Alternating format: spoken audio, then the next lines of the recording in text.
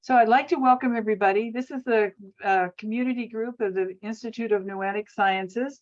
We're an independent community group. In our meeting, we meet once a month to talk about topics that are part of the Institute of Noetic Sciences focus. The Institute of Noetic Sciences was started by Edgar Mitchell 50 years ago. He was the 7th astronaut to walk on the moon, and as a result of his epiphany in space, realizing that we were all in a connected, living universe, he came back and started the Institute to study other ways of knowing scientifically. So all the things that we already knew we could do, but science said we couldn't, they're studying those kinds of things. And our program tonight is about one of those areas. And so I'd like to introduce Victoria Clevenger, one of our members. She is, thank you, Victoria, for bringing Ron to us. And I'm going to ask you to introduce him. Yeah, well, I'm amazed to see all the people from all over the world, literally, that are here. And I'm glad you can see me, I think, though I can't see me. And so it's a little disconcerting. I am so grateful that you, Ron, were willing to stay up late, and especially many of the rest of you to be here. And so thank you for being willing to share some of what you've learned, some of the transformative things that you have learned as you found a way. It's amazing to really think about it forward after your son committed suicide. I think we all know that that's an experience that has to be one of the most devastating a parent can have. Plus, being taught as a Catholic that suicide was a mortal sin, and having that worry that your son might end up in torment and hell, it's pretty incredible. You and Connie really make me think, that statement, it's not what happens to us that shapes our lives, but how we react or respond to what happened. And the way you've responded to this heartbreaking event is just amazing. And as I thought about it, it sounds so weird to say this, but it feels like the way you have chosen to move forward has brought so many win-win-win outcomes, benefits for you, for your family, for Josh, and for all the innumerable people, teens and adults, who have talked with you and heard you speak at many, many, many presentations, or read your books, or had readings from you. So I became personally acquainted with Ron, I think, after attending 2 of his workshops. I'll just start saying it like that. We've had some meaningful conversations, and I've gained a lot of insight and awareness from reading his books. Personally, I really value Ron's sincere heart and his deep, abiding passion to help others. And I really admire his willingness to tear up and cry in front of people, because not all men will do that. So for tonight, I want to call special attention to one sentence in the blurb that was sent out about Ron. And this is the sentence: Ron is not just interested in telling you about his experiences. He is much more interested in guiding you in ways that can lead you to your own illuminating experiences, including that of potentially being able to sense and communicate with those who have transitioned out of their physical bodies. So I know Ron welcomes questions, and I encourage all of us to jot down anything we want more understanding about as we listen to Ron. I highly recommend his books. They're really readable and have lots of interesting stories and information. And I have to say that one thing that has stuck in my mind after reading his most recently published book, it's titled What I Learned from the Dead, is what Ron says in a chapter intriguingly titled, Not Evil, Just Stupid. For me, that information added a dimension to thinking about the various invisible influences in our lives and the stories we can make up about these. So I'll let Ron say anything more about that if he has time or you can ask him. And Ron, we're all waiting to hear what you have to share. So thank you again for being here.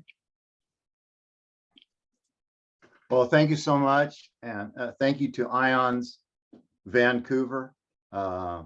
First of all, for the work that you do to try to help people become aware that there's much more to reality than we can just see with our 5 physical senses. So I applaud the work that IONS does. And I noticed, and I want to call out Dr. Erickson. I know that you have been involved with the work that Dr. Schwartz is doing down there in Arizona.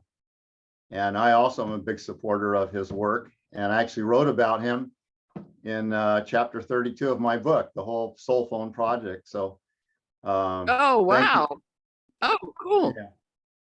So thank you Wow. for that work. just- That's very important work. Yeah. Yeah. Did you want to say Thank something, you.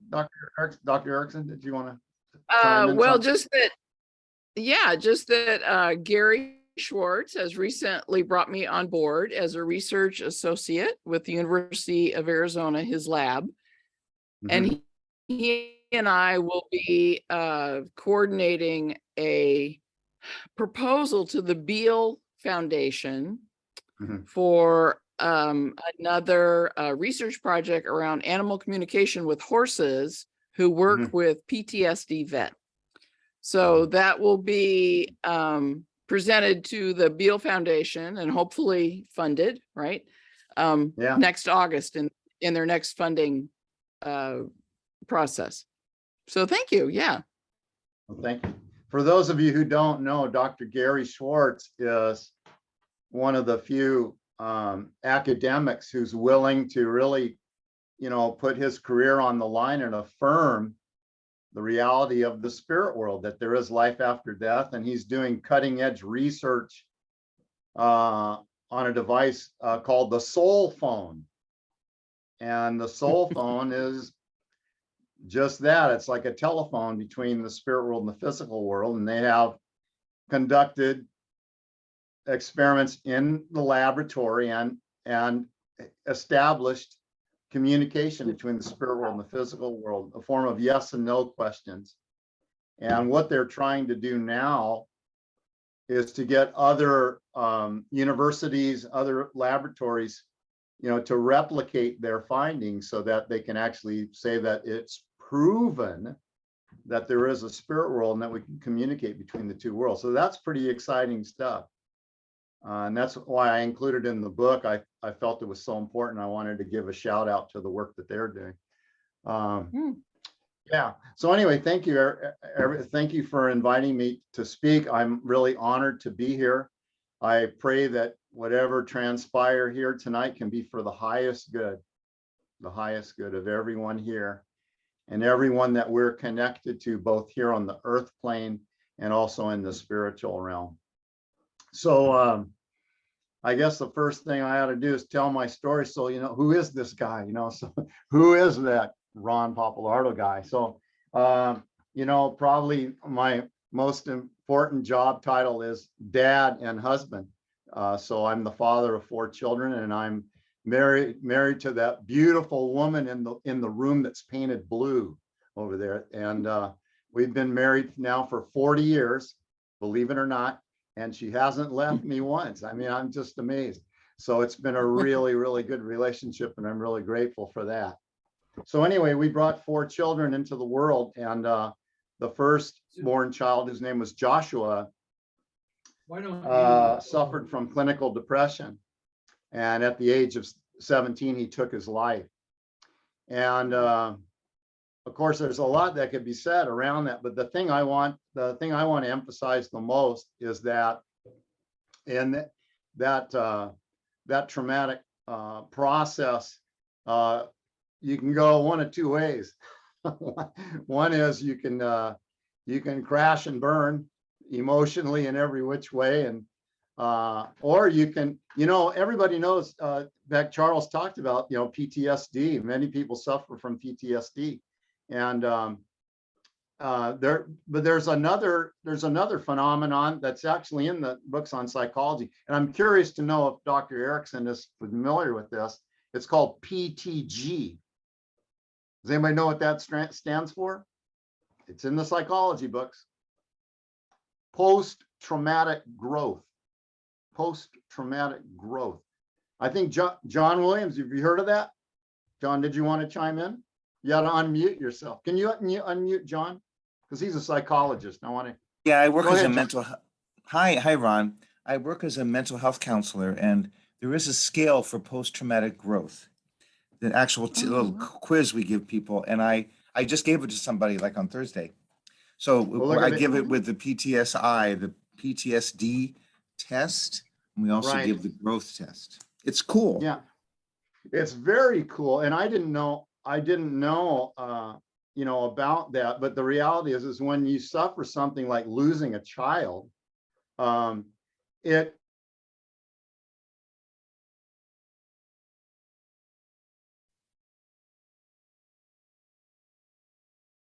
He muted himself. You're muted, Ron. Is that better? Can you hear me now? Mm-hmm. Oh, okay. You can't hear me now. Okay. Yeah. So the post-traumatic growth is a real phenomenon because when you suffer something like losing a child to suicide, it really forces you to re-examine your priorities in life. And you might go from being a workaholic, absentee father to one who pays more attention to your kids, and that's a good thing. And you might also realize that you want to seek to understand the deeper meaning of life. And you might go on a spiritual quest. You might start practicing meditation. You might start attending workshops and learning about things that you had never imagined before. So that's kind of what happened to me. I had to, and so it's kind of like going off on a rocket ship spiritually, because wow, the stuff that I discovered and was exposed to really rocked my world. And I had to jettison many of the belief systems that I had been inculcated with as a child and embrace new ones that I could never have imagined. So it was quite a ride from that point of view. But the thing I want to home in on the most is the issue of forgiveness. Forgiveness. When you lose someone, when you lose a child or some loved one, you can become very angry, and you can start thinking about all the people that you think have somehow failed your son, the psychologists, the teachers, the school counselors, your own spouse, and most poignantly, yourself. And so you can play the blame game, and you can hold grudges. But if you're so blessed to be able to get to the point where you can forgive, then you can find liberation and healing. Unfortunately, the most difficult person for me to forgive was me, myself. That was the hardest part. And of course, you don't know any of this at the time. But when you go down this path, you wind up learning. So what happened to me is I was really, really concerned that my son might be in a really bad place in the spirit world, not necessarily a eternal hell, because I didn't believe in that anymore. My heart told me that a loving God, would never condemn a person to punishment because they were suffering from clinical depression. But still, I was nervous about, I know that the spiritual world is a world, it's a world where emotion plays a larger part in reality. And if my son was caught in bitterness and regret and resentment, I felt that would be kind of a spiritual prison for him, denying him the opportunity to move further and grow higher in the spiritual realm. So that was my main concern. And I was also afraid that he might be angry at me, that he might be saying, oh, you're a failure as a father. Why couldn't you help me? Why couldn't you provide a pathway so that I didn't take this particular action. So I was afraid. So I want to share, would you like to hear the story about how I was able to forgive myself and how I was able to heal? Because that's really the core of this book that I recently wrote. It's called What I Learned from the Dead. There it is. And I'm just going to read one of the chapters, if you don't mind. And then after that, I'll throw it open to questions and discussion, and we can see where it goes from there. So after my son passed away, I've always been a person who was interested in spiritual things. I've been reading books like Life in the World Unseen. I read, of course, Raymond Moody's seminal work called Life After Life that he published in 1975, explaining the different aspects of the near-death experience. I was pretty much convinced that there was life after death. I didn't know all the details, but I was pretty sure there was life after death. And then I also had heard that there were these people that could contact the dead, although I didn't know anybody at the time. But after my son passed away, I very quickly discovered that there's a whole world of people who practice things like mediumship and automatic writing and electronic voice phenomena, all kinds of things in which you can make contact with those who have crossed over to the other side. So one woman in particular who lived in Texas had a very powerful gift of what I would call inspired writing. Not automatic writing. Automatic writing is a different phenomenon, which I can explain if you're interested, but inspired writing is she would pray, sit in front of her computer, focus in on a particular person in the spirit world, and then she made, with the assistance of a group of spirits in the spirit world, they would bring that person to her, and then she would just start typing like crazy. And before you know it, you've got a letter from that person. So imagine if you could go to your mailbox, open it up, and there's a letter from somebody who's dead from the spirit world. That was my experience. So just a couple of weeks after my son passed, I went to my mailbox. Of course, we had requested this. I went to my mailbox, and there was an envelope with a letter from my son to me and my wife. Can you imagine? Now, I was afraid to open it in the beginning. I was just, honestly, I was afraid. I couldn't read it right away, so I waited until an opportune time.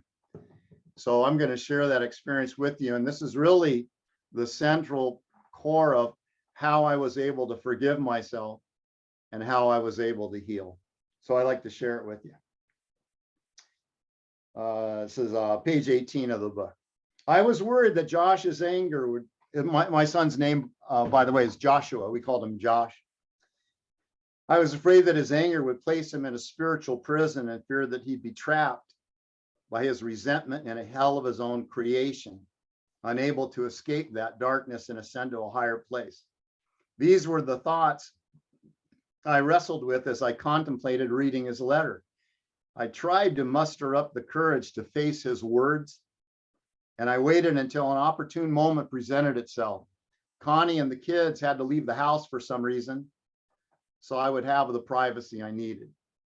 After they departed, I locked the front door of the house. I disconnected the phone and retired to the protection of my bedroom. Now, I locked its door as well, some reflex action giving me a false sense that I was somehow more protected. And then I prayed, "Dear God," I said, "I don't think I can handle reading this letter by myself.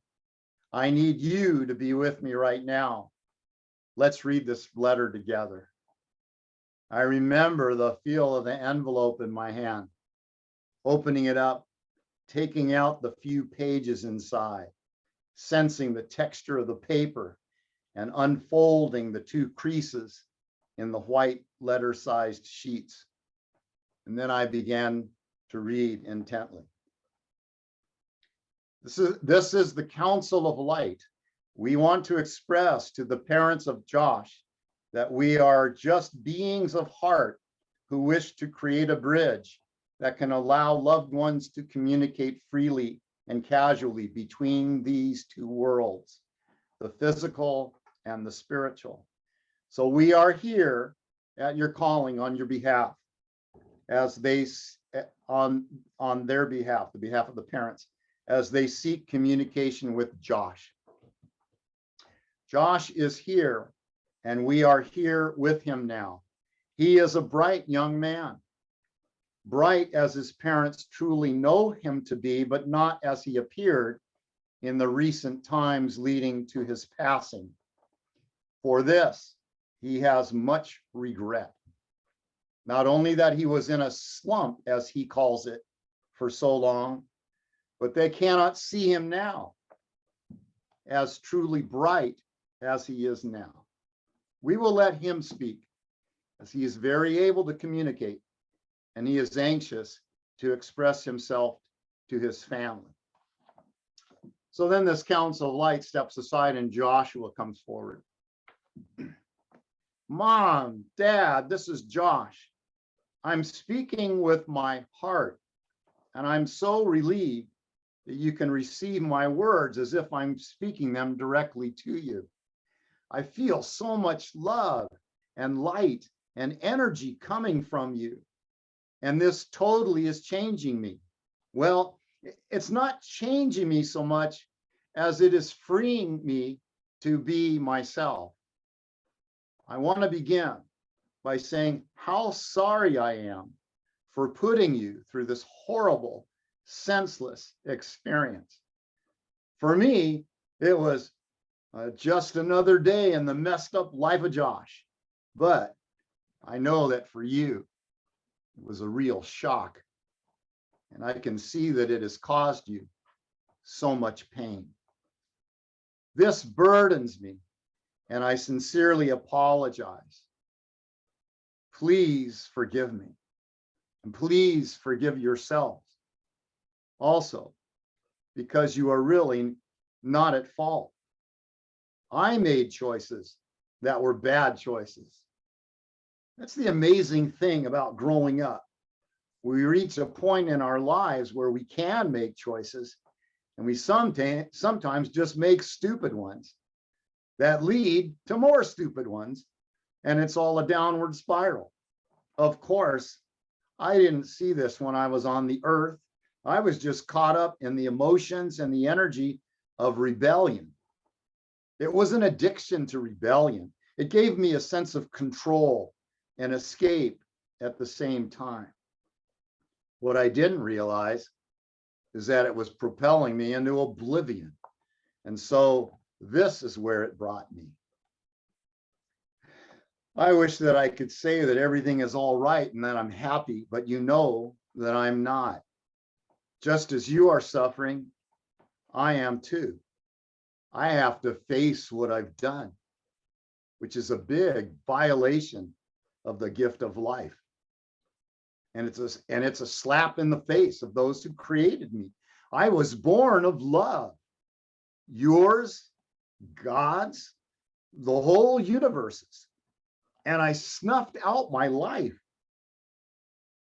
in a moment of thoughtlessness. This is hard to reconcile, and it causes me great pain. I also disrupted the lives of my younger siblings in ways that are difficult for anyone to comprehend, and I regret this deeply.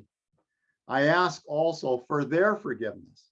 Please, please know that I love you deeply and I'm crazy about you. You mean all the world to me, and I would have never imagined that I could hurt you so by doing this before your eyes.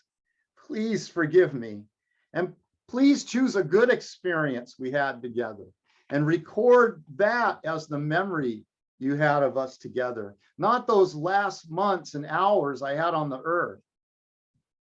This will free my heart and allow me to feel your mercy. I need that from you so much. So this is what weighs so heavily in my heart. The family and friends that I hurt through my stupid choices, my attitude, and my passing. I took my life. No one should feel so proud before God and their parents as to feel that they have the right to do that. Mom and Dad, please don't try to just skim over these words from my heart because they might bring you pain and regret. I need to express this from my heart because it's what I'm working through at this time. It's a road I have to travel in the process of healing, and I want to walk it with you. Please, please hear me. I love you so much. And I need you to feel this love because I know that in the last years and months, I've not expressed it to you. In my rebellion, I was trying to hurt the world back, and it was you that I was hurting. It was you. And I'm so shocked to see what I was doing to you. How could I have been so blind in my heart not to see this? And then it says, he cries and is silent. So he just starts weeping, and she has to wait because he's just bawling. And then he says, Dad, I'm so proud of you as my father. I'm so proud to be your son. And then he weeps again. The dark energy that I created through my rebellion and my attitude became darker and more powerful than me. It engulfed me. My soul was lost in this dark cloud of energy. It was like a tornado. I couldn't think or feel or move inside anymore. I just got swept up in the power, the roar, the confusion of the twister, and I was gone. I also turned everybody else's lives upside down, and you were left to pick up the pieces after the storm. I was dead a long time before I took my life. I died inside. It was like an implosion. I have to say that by the time I took my life, I had no feeling of myself to get into touch with, much less those around me. This is why I could do such a terrible thing. I just didn't feel anymore. I didn't start out this way. Please understand this because I'm just slowly piecing this all together. I just started out trying to express myself and to create my identity separate from what I thought was false and wrong, with religion, society, and the established traditions. But in the process, I fueled my ideas with other energies. I eventually could not separate myself from those energies, and I was changing so fast, even for myself. Dad, can you do this for me? Can you please share this with my friends? I'm not the only one in this space. Some of my friends are also caught up in this energy. Don't label it as evil sources because it turns people off. Just say it in my words. It's energy we generate with our thoughts, our attitudes, the things that we read, listen to, and see that reinforce our negative thinking. Tell them to step back and just breathe. Be quiet with themselves and listen to their hearts. Tell them to not lose touch with their souls, who they truly are within. I was so surprised, Dad, to find that my soul was so bright deep inside. I couldn't believe this was me. I scarcely had a feel for myself in the end. And when I could, I only saw darkness. But that wasn't me. And the world around me was not all that bad. It was me who was seeing only the bad. We create the reality around us. Please just share this with my friends. Even if just one or two want to hear me out, please let them know that this is what happened to me. It doesn't have to happen to them. Not that anybody would be so stupid as to take their life. I know this took a lot of courage for me, stupid courage, but they don't need to live in such darkness. It's not necessary. Dad, don't be concerned about whether or not they accept this. Just share it with them and anyone who may be struggling in a similar situation as myself. It's the truth, and it'll speak to them deeply in their hearts if they're ready to hear it. I'm also close to my friends, and I will try to convey this to them in other ways as well. It's just that it's so amazing to me that I can express it in words through this communication. I'm getting the support that I need here to grow and to rise above the issues that I've carried with me. It's all love here. There's no judgment. I'm surrounded by very, very loving beings who tend to my needs, and they encourage me to venture outside of my shell that I'd created for myself. I want to tell you that I met a young man named Andrew Byrne. He's such a good person. He approaches me as if we've known each other forever. He puts his arm around me and he shows me that he cares. He's so bright. And he also told me about his life and some of his mistakes. He says that he also had issues when he passed. He didn't take his life like me, but he said he was careless. That means wild, he says, and he found himself here in a flash. He's helped me through the period of regret. It's so hard to rise above regret. But he is here with me often, and I'm so grateful to him. There are others who passed in the same manner as I, by taking their own lives. Everybody's story's different, and yet so similar. And no one judges me.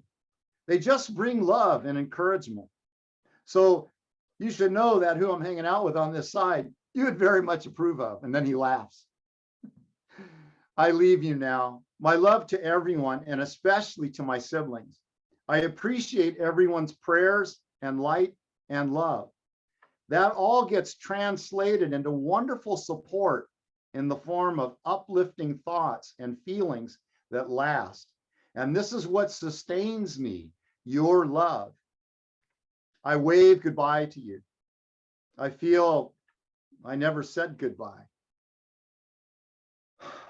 This talk has lifted a heavy burden from my heart. I know that I was emotional and maybe heavy at times, but know that this has been very good for me to express what was deep in my heart freely to you and to know that you receive it with love. I also felt restless because I naturally wanted to communicate this message to my friends. I know that you will help me do this, Dad. You always respected me. I know that you think you were probably not caring enough, but you were just upset at the monster that had become me, and very rightfully so. You were upset at me for allowing myself to let this monster of energy consume me. I understand this now. Bye. Love, Josh. All right.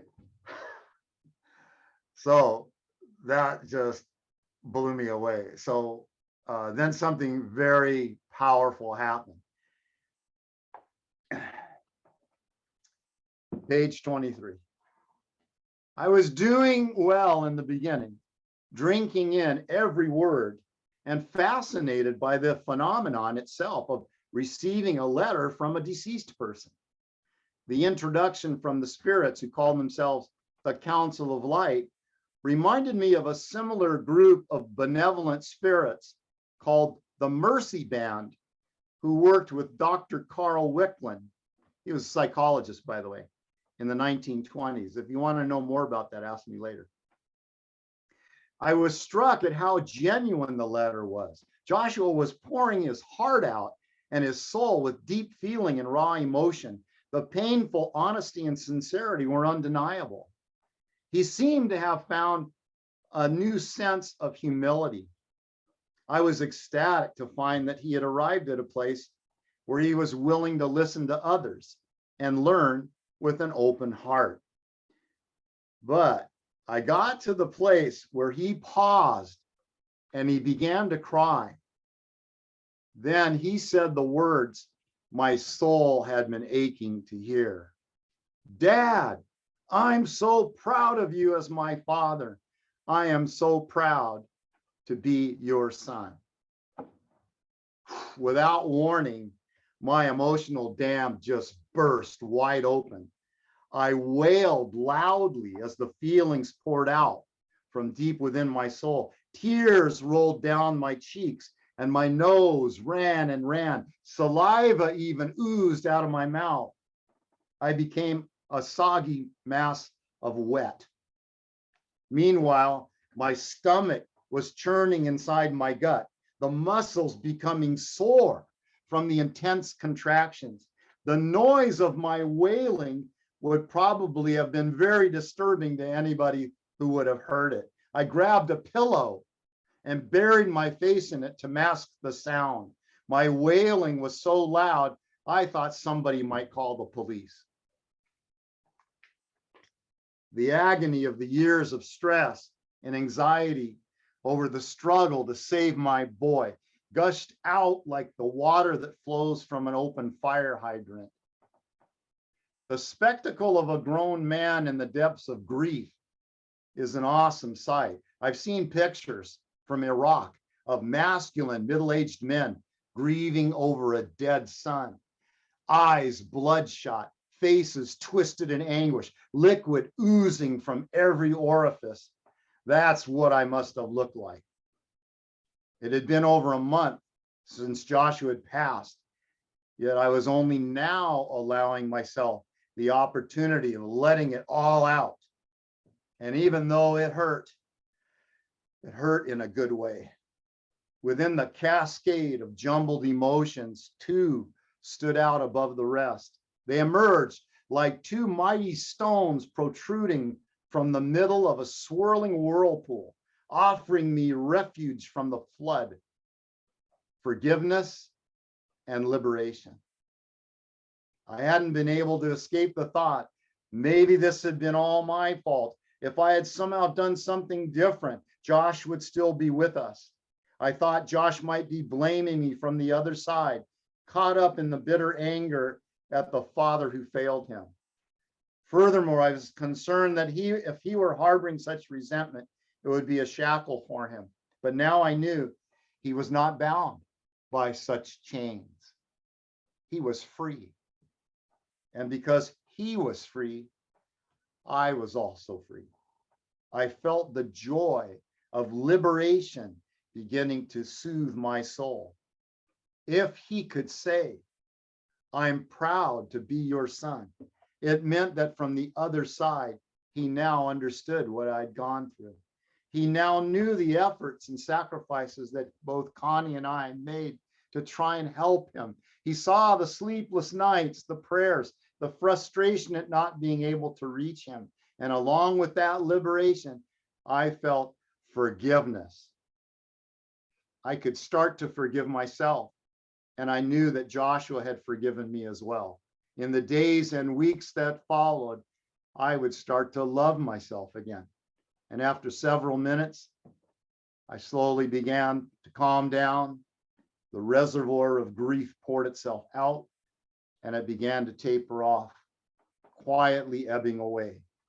In a few more minutes, it was all over, and it felt as if I had arrived at the beginning point of my healing. So that's the story. You can read the rest of it in the book, What I Learned from the Dead.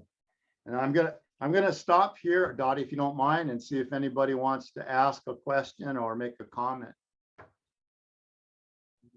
So if you have a comment or would like to ask a question, just put your hand up and we'll call on you.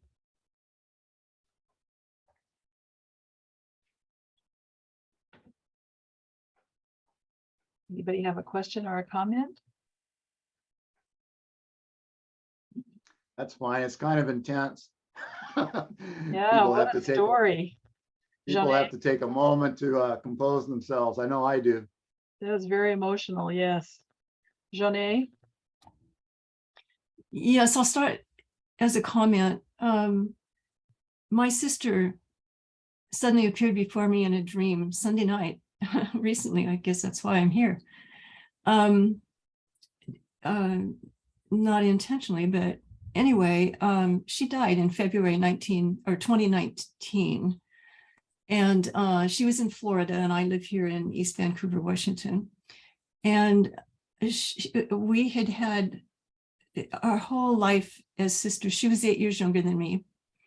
And it was challenging all the time. She was adopted. We brought her home when she was 3 days, on the third day after she was born. So she was with us forever. And I'd had recurring dreams of wanting a sibling and waking up with dreaming of a baby, holding that baby in my arms and waking up. I was around 6 years old, holding it would still be in my arms. And of course, it never was because it was a dream. And I would repeat that dream over and over again. And 2 years later, there she was. Anyway, Yeah. she said to me, we were just face to face. And she said to me very clearly, please, please help me. And I've already been through this with my mother, who passed away in 2014. And I have a spiritual coach, I call her. And I worked with her with that. It was very, very interesting. I was afraid my mother was lost somewhere, and sure enough, she was. But anyway, so here's my sister. And the next part of the dream, I was sitting on the ground, and I had a white bunny in my hands, and I was cuddling it and loving it. And that's about what it's all about. So anyway, it's a comment. I'll stop there. So I did, you had this dream on Sunday, just Yeah. recently? Sunday night. And your sister passed in 2019? 2019, February. And she said, please help me. She said we were absolutely almost nose to nose. First, I thought it was my mother, but Yeah. then I realized the energy was my sister. And she said, please, please help me. Right. Okay. Wow. No, I went Well, through the maybe- Gateway program with the Monroe Institute. And Yeah. are you familiar with that? Where we yeah. actually, okay. So, and I've had a lot of spiritual training and esoteric and ancient wisdom techniques experience and stuff. Right. So you can say anything. Nothing surprises me. Well, those who know me know that I don't pull any punches. I mean, I just say it as it is, and I'm not worried about being controversial, because I'm like the most controversial guy, so I'm not worried about that. Yeah, so well, you know, it's interesting. Maybe she knew you were going to be on this call tonight or something, but Well, that was you know, like, I hadn't even thought of that until you were doing this yeah, it presentation. could have been And I that thought, she just, oh my gosh. yeah, it was an opportunity to make a connection, in the sense that, you know, she probably knows what I would say. I mean, what I would say is, you'll notice that in this, well, let me just say it this way. Somehow, intuitively, my wife and I knew that the important thing, first of all, was to forgive Joshua. We had no problem forgiving him. It was forgiving ourselves. That was the hard part. So even while he was in the hospital, he died. We were there when he died in the hospital, and we were talking to him and saying we love. He could not. He was unconscious, so he couldn't talk back. But we were talking to his soul, and we were just saying, we love you, we forgive you, it's okay, like this kind, just really reassuring him that we were not upset with him or disappointed in him for making that choice. We just gave him unconditional love, and we just continued in that flow, just constantly sending him, we love you. Unlike some people who will say, oh, you just got to get over it, move on. No, we've got his pictures out, and we'd be kissing his pictures and talking and just love, just giving him love. Well, you'll notice that in the letter he said, I feel all this love and this light and this energy coming from you, and it's actually helping me, sustain me. So, in an earlier time, we would call that prayer. I don't think of it as prayer in the traditional sense, but anyway, prayer and the sending of good energy, good thoughts, it really helps. I'm not exactly sure why. All I know is that it works. So I would recommend that you get a picture of your sister out, put it somewhere where hang it somewhere. Like we have a big portrait of him right in the kitchen, because that's where everything happens, around the kitchen table, and he's right there. And sometimes you'll forget it's there, but then sometimes it'll catch your eye, and I can tell he's there. And then I'll just go up and oh, you beautiful boy, and I'll kiss him, and just love him up. So I would definitely get her pictures out if you haven't done that already. and I would send her love, tell her how much you love her, and talk to her as if she's in the room. And that energy will get to her, and it will help raise whatever her vibration, the vibration around her. It'll help draw other high spirits to her to give her the help that she needs. So that's, I hope that makes sense. It makes perfectly good sense. And I've done some things during the week. I haven't heard from her again. So and that bunny rabbit was very significant because we had pet white rabbits. And her at Easter, she was born on an Easter Sunday. And every Easter, my mother made a sheet cake and a with a rabbit on the top cake. She had a mold that she made this in, and the rabbit would have white coconut all over it, and the sheet cake would be with green grass with green coconut, grass, and all that kind of thing. And that came to me yesterday. All of a sudden, I realized that connection. And so, yeah, and I've done forgiveness for me and for her. Yeah, so I'm on the right track, I guess. So that's something for you to try. Great. Yeah. Thank you, Yeah. Jeanette. So a couple more things I want to say, if you don't mind. Don't be dismayed if you don't hear from her again in the same way. I mean, you did hear from her again through the rabbit. So it's a really weird phenomenon, and she may communicate in other ways. Just be open to that. So it may not happen that way, but don't think that there's something wrong if she doesn't communicate with you again in that same way. So that was the first thing I want to say. The second thing I want to say is that it's been my experience and the experience of others who do spirit communication, that the spirits, for whatever reason, they have an easier time communicating with us when there are like holidays, like Christmas, Thanksgiving, when the family gets together, birthdays. So, she gave you this thing that was connected to her birthday. I think my guess is that because those are events of the heart, they're events of the heart. And I have this saying that I made up. I said, heart is the currency of the spirit world. Yeah, heart and love is the currency of the spirit world. If you're an entity of heart and love and you go to the spirit world, even if you were just a truck driver or just a simple person, you can go anywhere. On the other hand, you could have a PhD and be a president of a country, but if you don't have heart, you're going to be more limited to what you can do on the other side. So it's the realm of heart, and the more that things are related to the heart, the more opportunities there are for communication. So I think that's why, like I said, Christmas time, sometimes you'll see people, they took a family photo at Christmas, and then when they look at the photo, there's all these orbs, floating around in the air. Yeah. It's because that's Uncle Joe and Grandma and everybody else, because they're all coming. They want to be part of the beautiful energy of Christmas, because it's all about love, right? So that's all I wanted to add. I'm working with heart coherence right now, Heart Math Institute. And what a great organization. I did some of that too with her. Yeah. I'm working on it. Well, you're on the right track, that's for sure. Yeah. Okay. Thank you for sharing that. I appreciate that.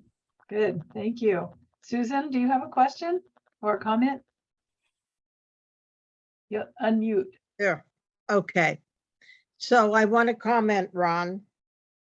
I really loved your reading and the way that it was like real theater.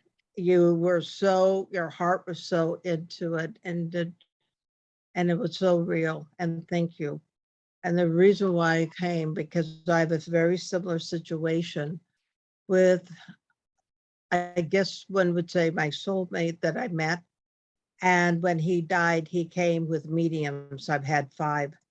And I still continue to have, to this day, a relationship that I feel him. He comes into my arm and he holds my left hand and he gives me a hug. And what happened? Oh, it was the most intense last 14 years. He even showed up in the window when I least expected, to let me know that I did not die. But it was so painful the morning and going through all of these experiences. I just shut down so that I could continue. Oh, I'm sorry, I'm feeling it. And Yeah. so why I came tonight is because I knew that I would be able to reconnect with your energy so that my heart can stay open. It's Uh-huh. that's the hardest part, to stay open and connect. I've had phenomenal experiences since this person died. And Can I comment on that? absolutely, please. Oh, first of all, thank you so much for sharing that. What a beautiful story. So a couple things that come to mind about that is, oh boy, let me think for a minute. Yeah, so this this person you had a relationship with for 14 years? No, Or it's been 14 I met years him. since I they- met him. We already knew each other in body for 2.5 years, and then he died of a heart attack. Uh-huh. And it was phenomenal meeting him because I wasn't supposed to be home, and he knocked on the door. He was the contractor to come and work at my house. And we both went open the door, both stared at each other, and we both recognized each other. We didn't know each other's name, but he was so incredibly familiar, is that I know him. And that our relationship deepened in that 2.5 years. And my understanding from him is that he and I have been together many, many years, many, many other times. And that's what it feels like.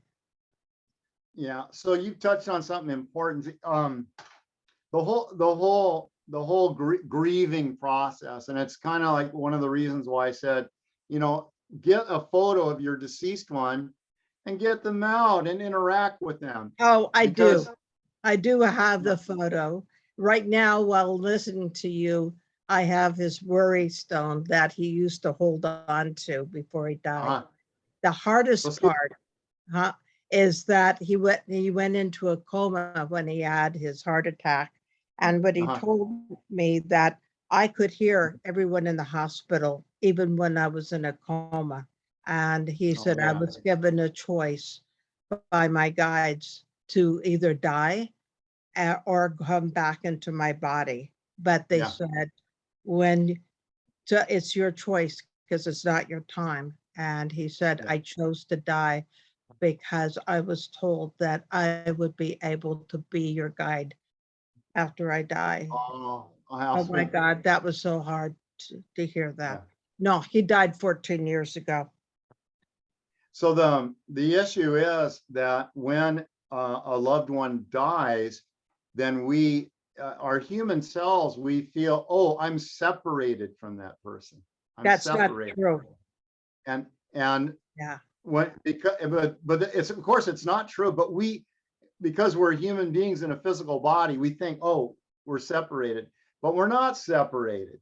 And we're going to see those people again. So especially like for people who don't believe in life after death, then it's really painful. They really think that when you die, you cease to exist. The grief can be overwhelming. Because So I when felt my heart simple things drop out of my body. It was horrible. Yeah.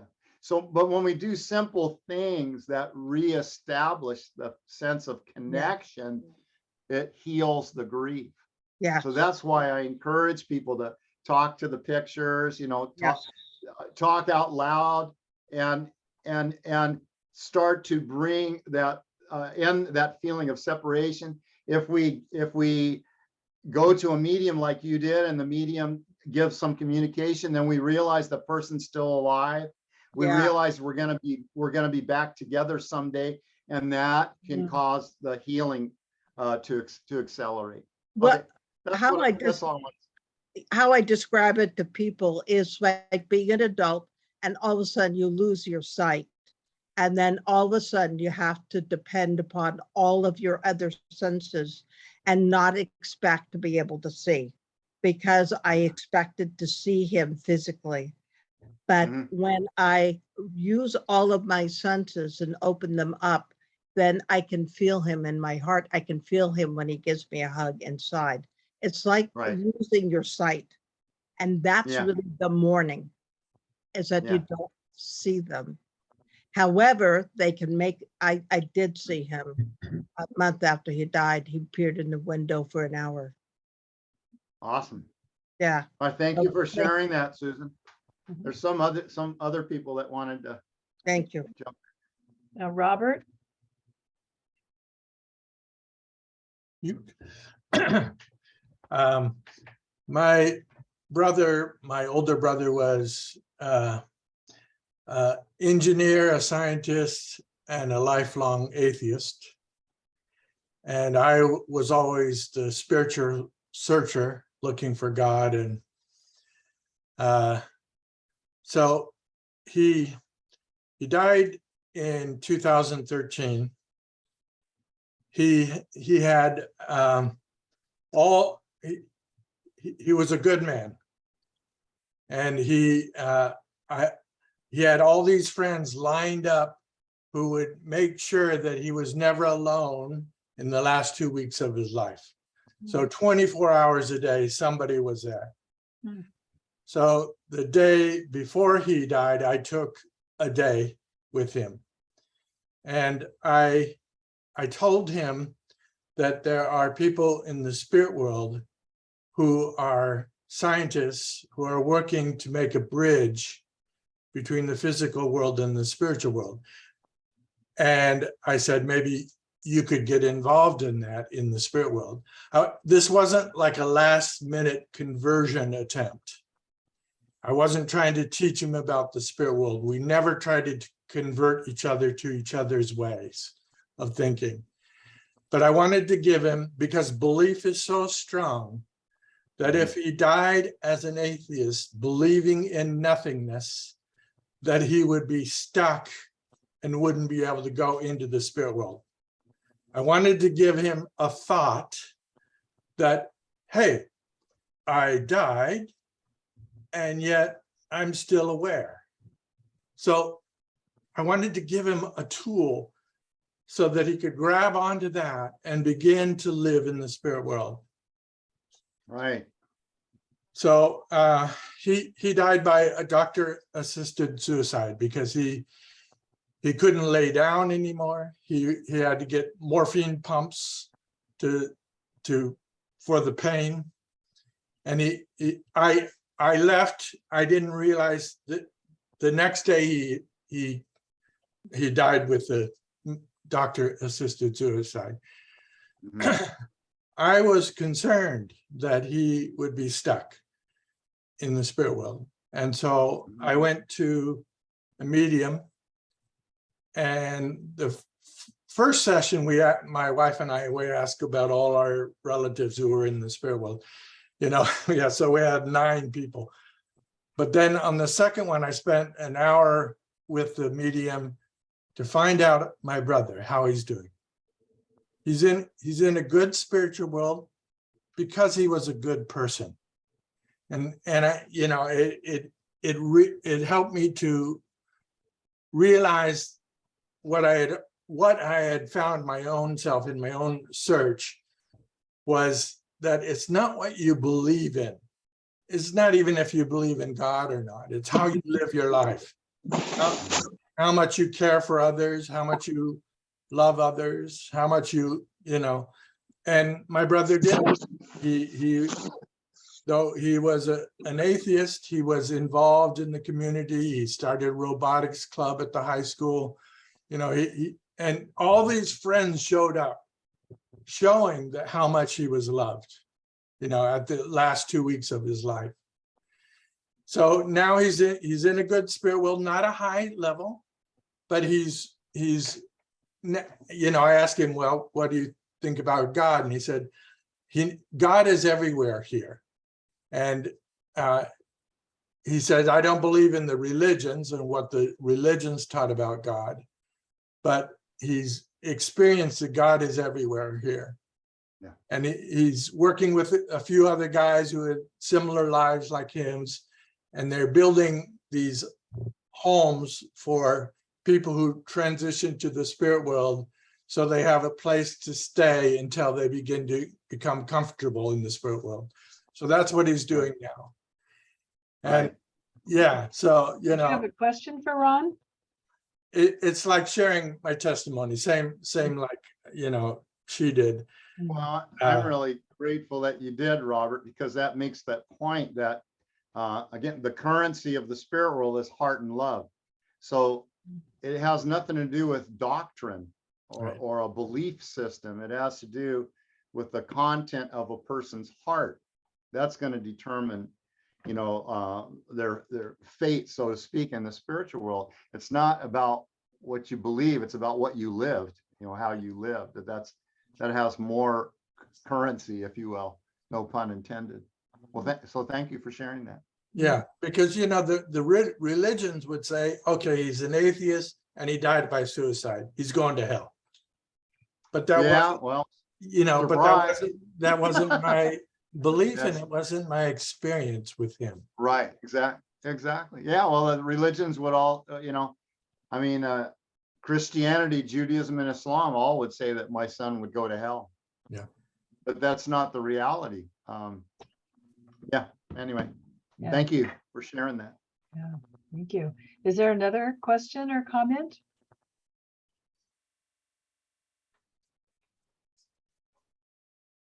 So do you have some other comments, Ron, that you'd like to share? In your- Yeah, a couple things I wanted to do is share a little bit about the whole phenomenon of spirit communication and how it takes place, because a lot of people have no idea. It's like what's really going on. So we have a few terms in spirit communication. One is, you've probably heard, it's called clairvoyance. Clairvoyance. It's a French word, and you know, maybe David Stewart or Pierre Beauregard or Fred Lacroix could say, what does that mean in French? Clairvoyance. Any of you guys? The people that speak French might know. Yeah. To see clearly. Yeah, to see clearly in French. Clairvoyance. So Muted myself. another word is clairaudience. Yeah. And of course, we have the word audio there, so it's clear hearing. So so I am a clairvoyant, clairaudient. So sometimes I see images in my mind, and sometimes I hear voices. Now it's usually in my mind. I mean, sometimes I see things outside, but it's usually, we call it mental mediumship. So I'll get images or hear words in my mind, and then I share those with a person we call the sitter. You know, the sitter is like, Robert was a sitter. He went to see a medium, so he would be called the sitter. The person who requests the reading, we call the sitter. And so we might get stuff. So I'll give you an example of how this works. I was doing a reading for a woman whose sister had passed away. And during the reading, I connected with the sister, and I was giving messages to the sister. And she said that it sounded, I was describing her personality, you know, and you know, the way she was, and things that she wanted to communicate.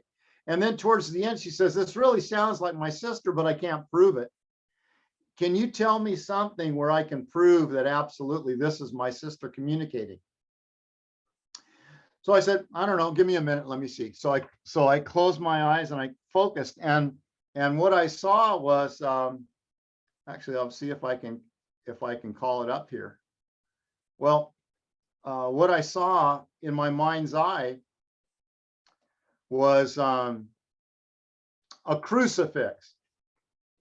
Okay.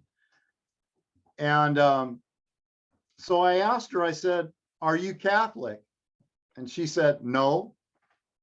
And I said, is anybody in your family Catholic? She says, no. Well, I'm seeing a cross, but it's not, you know, a Protestant cross is different than a Catholic cross. A Catholic cross has Jesus hanging on the cross. We call it a crucifix because, you know, his body is nailed to the cross. I said, well, I'm seeing this cross, but it's a crucifix.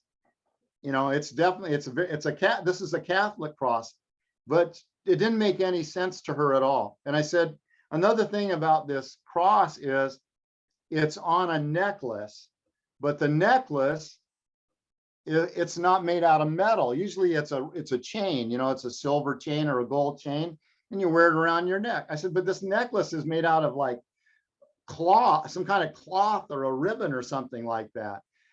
And that didn't make any sense to me. So nothing's making any sense. And this happens a lot in a reading where you'll get something that sounds absurd, but then something happens. So I'm describing this thing to her and she goes, that doesn't sound like my sister at all. I don't know what you're talking about. It doesn't make any sense. And then in my mind, I said, tell her to ask her mother about it. Okay. So I said, well, all I can tell you is ask your mom about it.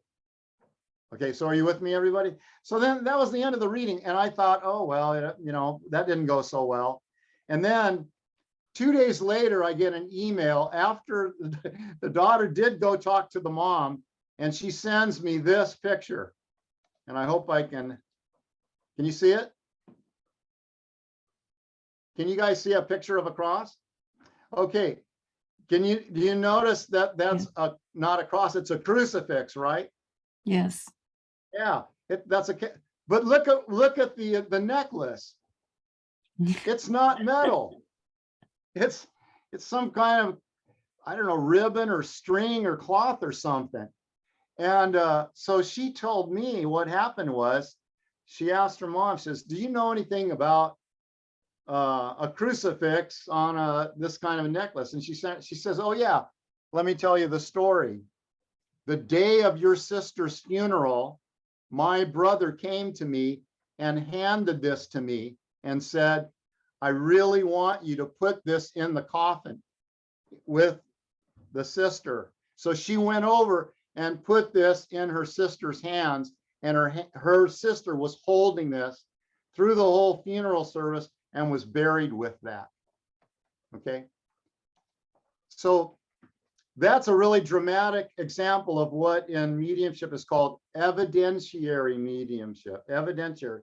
It's when you get a piece of information that doesn't make any sense to you, but it makes sense to the sitter. Now, this is even more dramatic, and this happens quite often, that you'll get a piece of because let me explain, and that when mediumship started to happen, people who are like hardcore materialists, they would say, oh, there's no way that you're communicating with the spirit world. But then, you know, this information would be correct. So they'd say, oh, this is mind reading. You know, it's ESP, you know, like J.B. Ryan, he proved the existence of ESP, but there's no spirit world. The medium, he's just pulling that information out of the brain of the person that he's talking to. Would it be possible for me to pull that out of the brain of this sister? No, because she didn't know it. She didn't know it. So the spirits will do that to me all the time, and it's really amusing. I'm going to give you one more example. I was in Maryland, and I was doing a book signing, and there was a woman sitting in one of the chairs, and I looked at her and and this time I saw the outside of my mind. This is not mental mediumship. I saw this woman standing next to her, and the woman standing next to her was dressed. I could tell that she was Irish. This dead person, okay, and because she was dressed like from the 1800s, and she looked just like the woman sitting in the chair. So I went to her and I said, "Do you have some Irish ancestors?" And her name's Wendy Hirstein. Some of you might know her. She's actually that's a German name. She goes, "No, I think all my people were German." I said, "Well, I see this lady standing next to you, and she's Irish, and she looks just like you.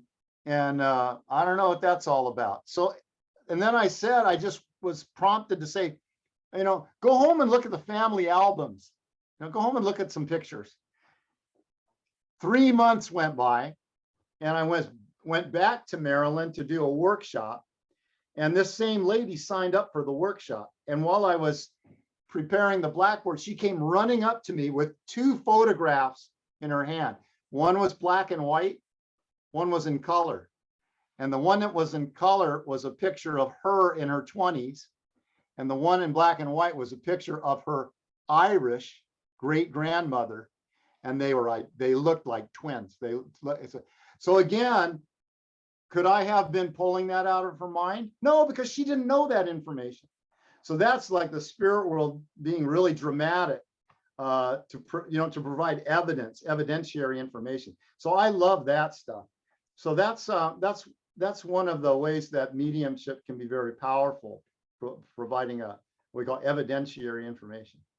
Okay, does that make sense? So that's how we do it. Clairvoyance, we see images and pictures in our brain, and then we share those and try to figure out what they mean. Or sometimes, like I said, sometimes I can see a spirit standing outside, but that's much rarer. I don't get that a lot. And then the other thing is we might get words, we might hear words. Sometimes I'll see words. I'll see a word, in my mind's eye, and then just give the word out. So that's how that works. Somebody has a question here. Dottie, do you want to go ahead? Unmute yourself. Let's see, I'm going to go to Fred first because he hasn't asked the question yet. Okay, yeah. Ron, you said something interesting about when there's some holidays, it's easier. The spirit world have an easier time to communicate with us, I think, because it seems that way, yeah. It's funny that you mentioned that because on Valentine's, just a few days before Valentine's Day, I was kind of down on myself, and my wife, who passed away in 2008, I was just grocery shopping, and I saw a cake, and it had a pink ribbon on the cake because it was supporting breast cancer, and my wife passed away from breast cancer. So every time I see a pink ribbon, I kind of think of her. But then right at that moment, she appears to me, and it's like I'm switching dimension or something, and then I see her and she talks to me. It happened a few times. And it happened most of the time that it happened was during kind of holidays, like major holidays or something. And then anyway, I was a little bit feeling down and depressed, and she appears to me and she says, "I'm going to be with you on Valentine's Day." So, and it's funny because on Valentine's Day, we used to watch a lot of movies together at night. And on Valentine's Day, I was watching Good Will Hunting, which was a movie that I saw with her a long time ago. The movie with Robin Williams and Matt Damon, and he's playing the psychiatrist who's actually a widower, and he lost his wife. And Matt Damon was trying to unsettle him by talking about his wife.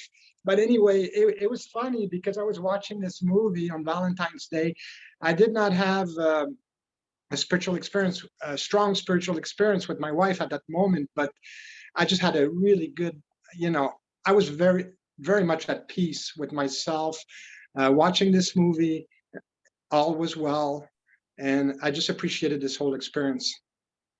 Yeah, well, that's the energy that spirit brings, is when the high realm spirits, whether they're angels or our ancestors or God, we immediately feel calm. We become calm and peaceful.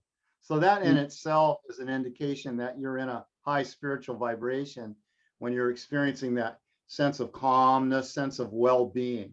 The way the spirits come in, it's kind of like, do you remember when I was a little boy, we could take 2 tin cans and you put a string in between them, and you could talk into one end and then they could hear it on the other end. But in order for that to happen, that string had to be really tight. If it was slack, it wouldn't work. Okay, so when it's tight, then that energy, that vibration could move across. It's kind of like that. When it's a holiday, the string gets tight, and it's easy for intercommunication between the two worlds.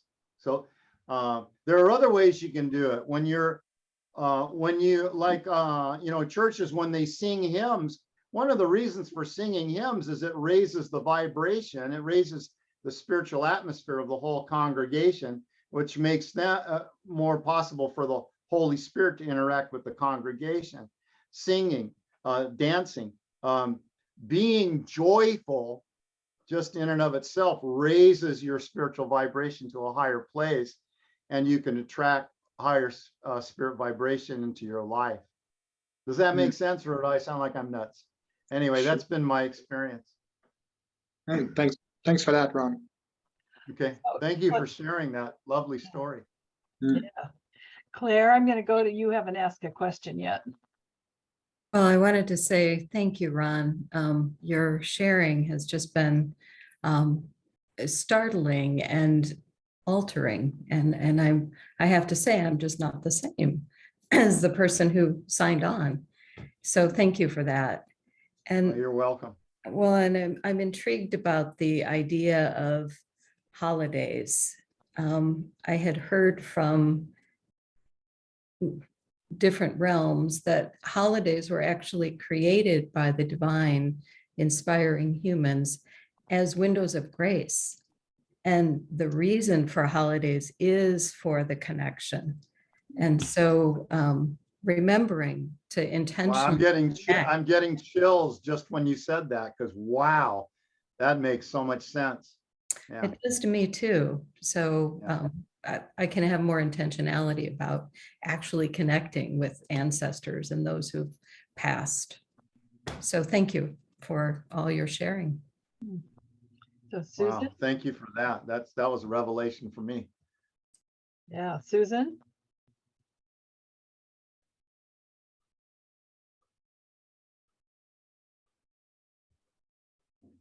So Ron, I'm interested, obviously you've become, or maybe you were before your son died, a clairvoyant. Is this something that you have developed since he died? Have you Yeah, it's studying this? I wasn't doing this before my son passed, but I remember I told you, when you have a traumatic experience, you have to rearrange your priorities. That's true. And my life went in a whole different direction. And because I found this whole world, it was like a hidden network of people who did spirit communication. I wanted to find a group. So long story short, there's actually a religion that's based on spirit communication, a whole religion. It's called spiritualism.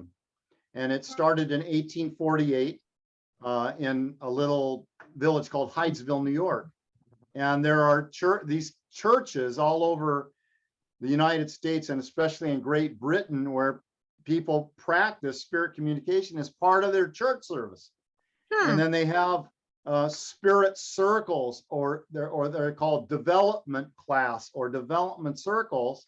And so long story short, I found one of these churches. I joined the church. I joined their development circle. And after several years, I developed that. I also enrolled in a seminary, which was the closest thing I can think of to Hogwarts Academy, because we're studying, spirit communication and all this stuff. So it's called the Morris Pratt Institute. Morris Pratt Institute. Morris Pratt. Pratt. P-R-A-T-T. P-R-A-T-T Institute. And it's in Milwaukee, Wisconsin. Oh, interesting. And Milwaukee.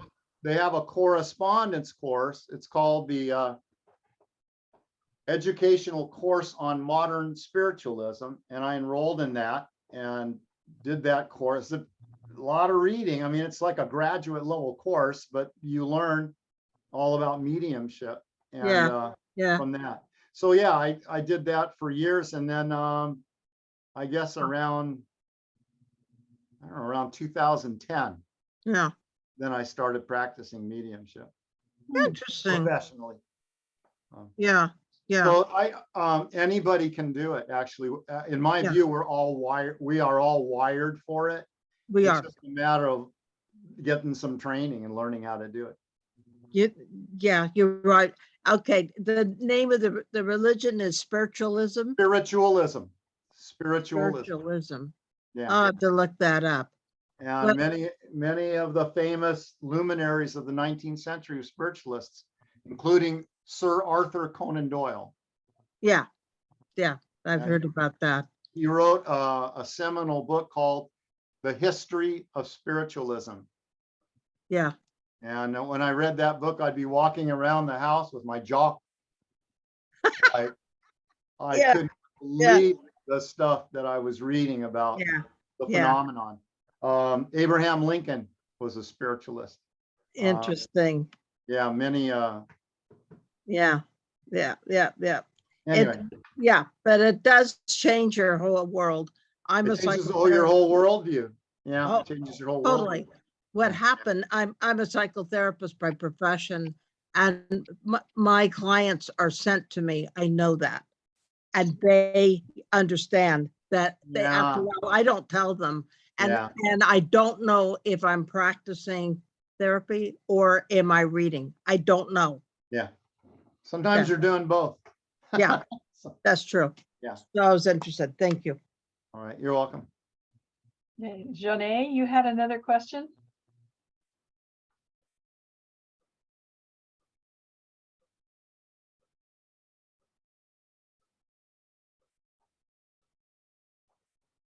You'll have to unmute yourself. Okay. I was told recently that if you want to have communication with somebody on the other side, that you have to have your frequency high enough because their frequency is very high. Yeah. And so you have to have your frequency high enough that you could, they're trying to communicate with you, but Right. you won't be able to hear them. And the Yeah. same person also said that first thing you do if you want to have a particular person, in order to know that it is for sure that person, you ask to be given a sign of some kind. So just recently, when I was going to bed, I was thinking it would be kind of fun to communicate with my father, who passed away in 2007. And he was a Mason. He was a 32nd degree Mason. And all of these secret things are not secret anymore. And I thought it'd be so fun to talk with him now when he Right. can actually talk about them, you know? So, so when I started talking about him and he looked at me, this is back to 2003 or 4, he said, "How did you know that?" And I said, "Well, Daddy, they're not secret anymore." And he says, "Oh, well, you know," so anyway. That's fun. But so she said that you ask for something that will tell you something, you know, so I did that. And sometime during the night, I had this image, clear image, just right in front of my face of his Masonic ring. Oh, yeah. And it was the red stone in it and the G Right. and the, you know, compass and square and all that kind of stuff. And I got up the next morning. The first thing I did was went to my jewelry drawer and looked to see if I still had it because I thought I might have given it to my son. And I was so afraid I might have given it to him, but I didn't. It was right there. And I Yeah. took it out and looked at it and, you know, and I haven't done anything more since then, but it was very interesting. I haven't thought of that ring since he died. What's really cool is when you know that your grandfather, is it your dad? Your dad? My dad, well, my grandfather also was. Okay, what's really cool is if your dad was a Mason and he lived in Maine and you had moved to California and he died and you know that he had that ring and it was in Maine. And then one day. No, you actually, open- I don't know. I No, grew I'm up on the just, I'm same. just, this is a Oh. hypothetical. Oh, Hypothetical. okay, I'm okay. saying what's really cool okay. is when somebody is in Maine and you know that their jewelry stayed in Maine and you're in California and you do this, and then you open your drawer in California and the ring is in there. then- Yes, right. I'm not being funny. No, I That know happens. that happens. That happens. There's Yeah. a name for that in spiritualism. It's called an apport, A-P-P-O-R-T. It's when a Ah. physical object will move from one location to another location without anybody touching it. Apport Oh. happens a lot more than So we- it's that real it's that that it actually real. has a name. It has a name. It's that Okay. real of a phenomenon. That's great. This is so fun. Thank you so much. Yeah, I think it's I really just cool. love it. Yes. Okay. Peg, do you have a question? Well, I have a comment. Just a minute.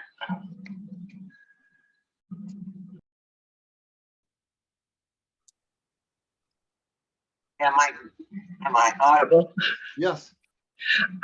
I just want to make two comments. I've had apports in my experience, but as a child growing up in the Portland area, there was a place outside of Oregon City where the spiritualists had a summer camp. Right. And it was called New Era. And they had buildings where we held seances and all sorts of things. Yeah.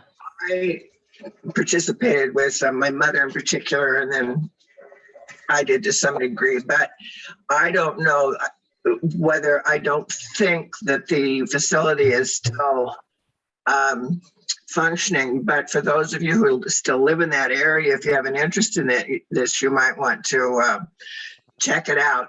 There was always a spiritualist church in the Portland area when I was younger. I'm pretty old now, I'm over 90, so that's quite a while ago. But anyway, thanks so much. I appreciate what you brought to us. Thank you. Peg, you said the name of that camp was New Era? New Era Spiritualist Camp. New Era. It was. There are still a few of those around. The biggest one is called Lilydale. It's Lilydale, New York. Lilydale, New York is kind of like the Jerusalem of spiritualism. In the summertime, everybody that lives there is a medium. Yeah, in New Era, people came in from England and they come from all over the world. So it's not unusual for 30,000 people over the course of a summer to show up at this place, and they get readings, they do workshops, they do spirit circles, as you described. Another one is Camp Chesterfield, Indiana. And another one is Lake, Connie, what's the one in Florida? I can't think of it, but there's one in Florida also. Yeah, those are the only three that I know of. Would you mind repeating the name of was it Pratt? I didn't get the first name. Morris Pratt Institute. I would say that the one here in Portland might be still operating, because two of the people that came to our meetings when I was having them in my house were members of a spiritual church here somewhere. Yeah, it's spiritualist. I think a spiritualist church, right? Yeah, if you're in a city as large as Portland, there's good chance that there's at least one spiritualist church there. I think the name of it was when I was in the South, there aren't too many, because this is the Bible Belt down here, and people like me are doing the work of the devil. So it's not real popular. But if you go to England, in London, England, there are 16 spiritualist churches in London. I couldn't believe it, man. So it's a lot more accepted in England than it is here in the United States. Okay. Hey, Victoria, you have a question? Unmute yourself. Yeah. So Ron, just you've as I understand it, you've suggested that we look at if we want to reach somebody, if we want to communicate, we get a picture, we try to talk with them. I'm wondering if you could also comment. So a really dear cousin just passed in my extended family, and I know people have expressed that some people have recently passed for them. What are the things to not do if we really want to try to facilitate that communication? So to do and to not do. The main thing to not do is hold on to regrets, resentments, grudges. That will block you from having communication with that person. So forgiveness is a super powerful tool for bridging the gap between the spiritual world and the physical world. So that's one main thing to not do. To do is, I've already mentioned, get the pictures out and talk to them, send them love, send them good intentions, healing. you know, when I pray, I just pray for your highest good. I try to be humble and not think that I know what's best for you. I pray for what's for your highest good. And, you know, because God knows what that is. He'll take care of it. That's what I do. So that's the thing. Send positive thoughts, positive energy, positive prayers to that person. There are meditations that you can do for the purpose of spirit communication.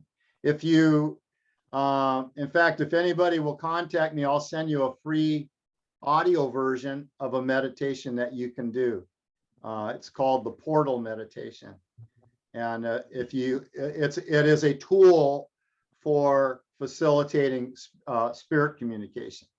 So if you, Connie heard me say that. So if you send me a email, you can reach me. My website is ronpappalardo.com, and you can see how it's spelled right there. I think ronpappalardo.com.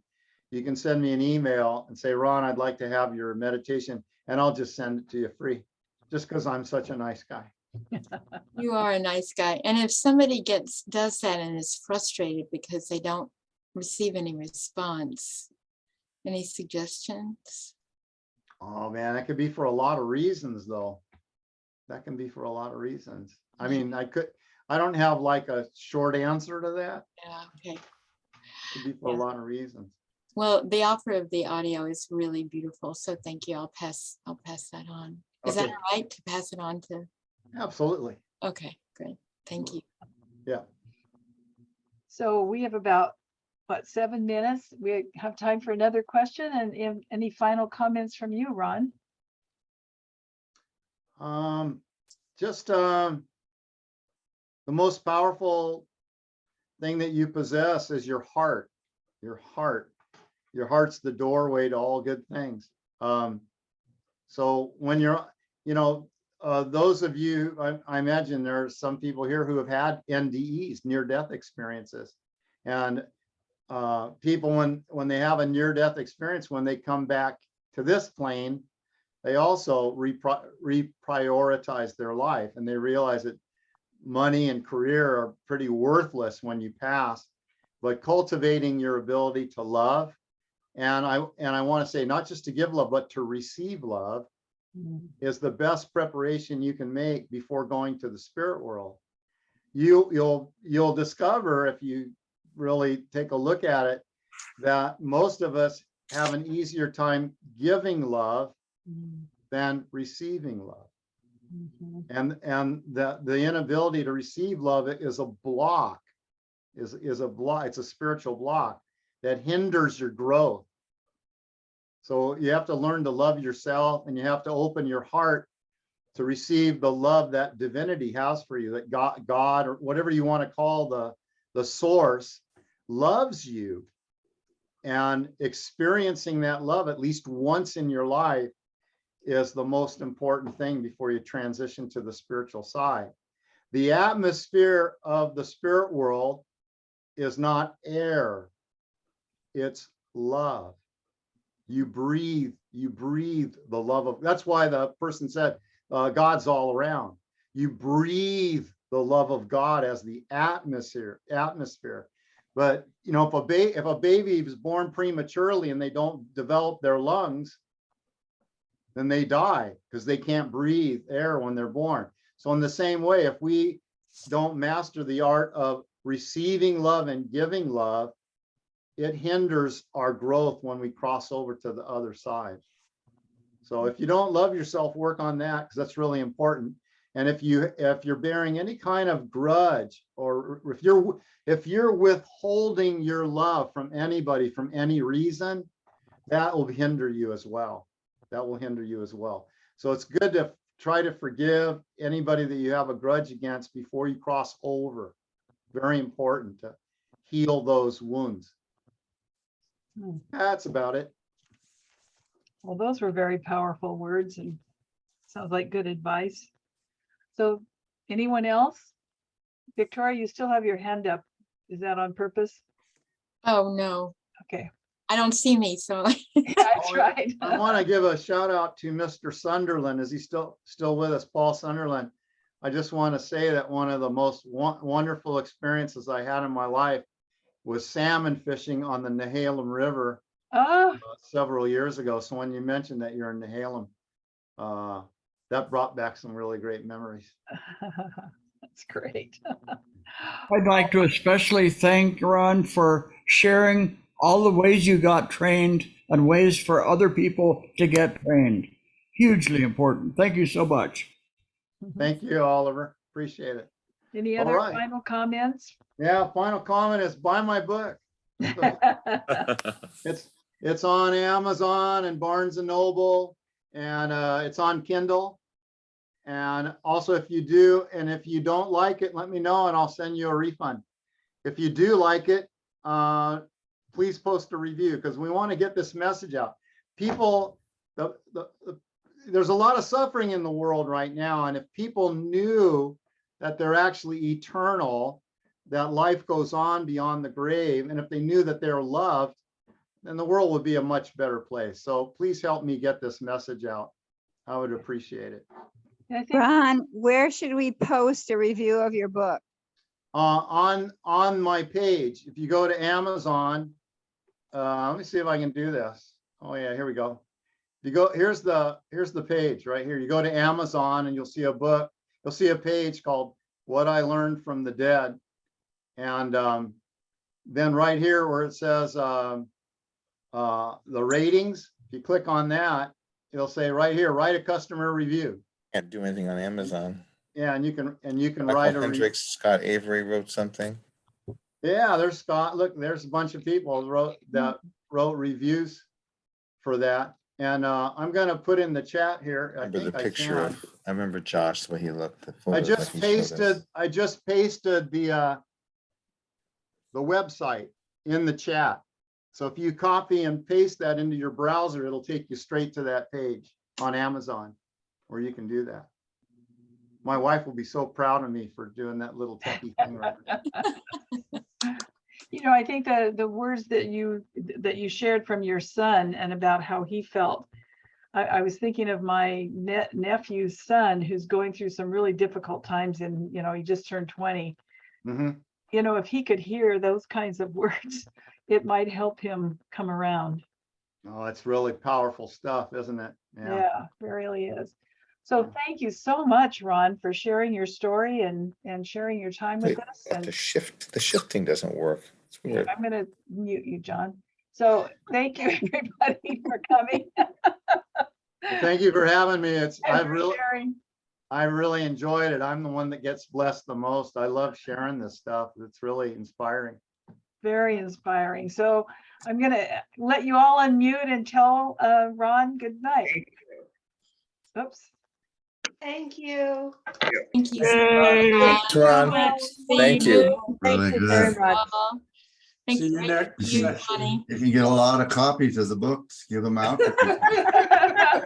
So many people that I just want to give this book to, so. Yeah, and I give discounts. I give volume discounts. Like Scott bought 10. I'll give you for half price if you contact me. It's a wonderful thing. Great. Thank you, everybody. Thank you. For joining. Thank you, Yeah, Dottie. it's nice Good meeting night. everybody. Thank you, Dottie. Thank you, everyone. Yep. Give Victoria. See you. Bye. Thank you, Dottie. Bye-bye. Goodbye.